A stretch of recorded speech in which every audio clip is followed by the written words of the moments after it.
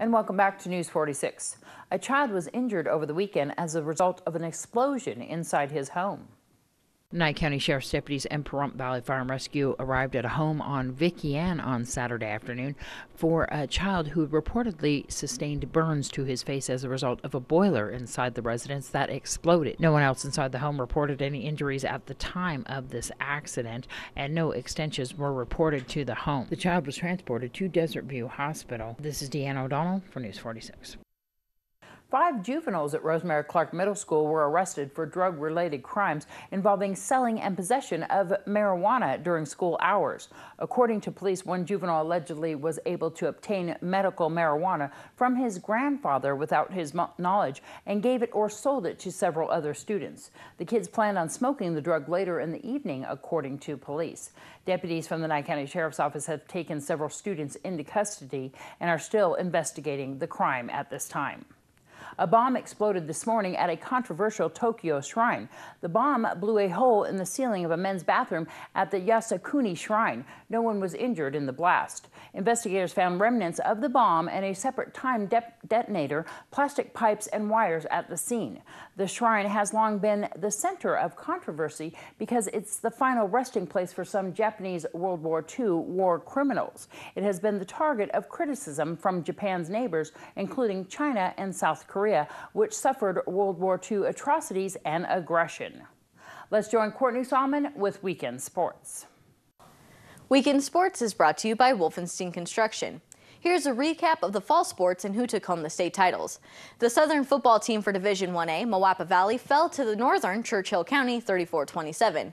Winning the 2015 volleyball state championship was Faith Lutheran over Truckee 3-2. Faith Lutheran also won their 4th consecutive girls golf state championship and the state championship in girls soccer. For boys soccer, Clark took home the state title. In the NBA, the Golden State Warriors are making a splash, being the only undefeated team in the NBA with a 15-0 record right now. They're being compared to the 1995-1996 Chicago Bulls, who didn't start 15-0, but they did have the dominating record of 72-10. The Warriors statistically appear more dominant with a plus 14.4 point margin over their opponents. The last team to start 15-0 was the 93 Houston Rockets, who only had a plus 9.4 points differential over their opponents. The biggest threat to the Golden State Warriors right now is the San Antonio Spurs with a record of 10-3. In the NFL, a lot of big names sat on the bench and some returned. For example, Tony Romo, quarterback for the Dallas Cowboys, came back after a broken collarbone that has left him out since week 2 and got the first win for the Cowboys since Romo was injured. Marshawn Lynch, running back for the Seattle Seahawks, was inactive for Sunday's game against the 49ers, but understudy Thomas Rawls showed up in a big way and delivered huge with 209 rushing yards, 46 receiving yards, a rushing touchdown, and a receiving touchdown. Quarterback Peyton Manning was benched last week against the Chicago Bears, and backup Brock Osweiler was able to do enough offensively to help the defense seal the win. I say the defense won the game because they held the Bears to 15 points and stopped a 2-point conversion that would have tied the game with 40 seconds left in the game. Osweiler has already been named the starter this Sunday against the undefeated New England Patriots. It's Monday Night Football, and tonight's game features the Buffalo Bills and those undefeated New England Patriots. This has been Weekend Sports. I'm Courtney Solomon for News 46. Thanks so much, Courtney.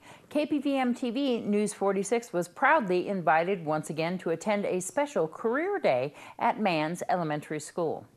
We give kids an opportunity to come out and see different jobs that they have throughout the valley, and we invited the paramedics, the Flight for Life, the fire department, Valley Electric, just to name a few. And us. And Channel 46. And the kids seem to like this a lot. Last time it was kind of geared towards college and everything, but this kind is just open, or what? This was a career and college week, which we allowed them to experience a lot of things. The teachers got involved. We have posters up now that have the pictures of us and what colleges we went to and everything else, just to promote the fact that if you go to college, you know, there's jobs out there as well. It's something that you really want to talk to your kids about, not just finishing high school, but when they finish college. And that's kind of just in the language of how you speak to them on an everyday basis, right? Absolutely. It's just getting it in their brain, just to have them hearing the words college. A lot of these kids feel that when they're done with high school that they're done, and they don't understand that there's other possibilities out there and other careers out there that if you have a college degree that you can go pursue. How did the kids prepare for this?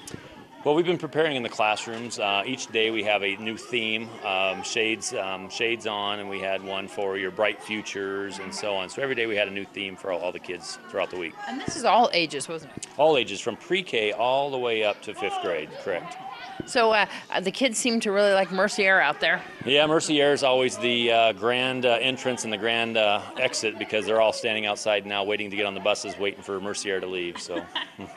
For more information on the career day and everything, they can contact you guys if they're interested in participating. Oh, absolutely. Please let us know if you're interested. We start making a list. These groups here have already confirmed next year that they'd like to be back again, but we can always make more stations. It'd be great.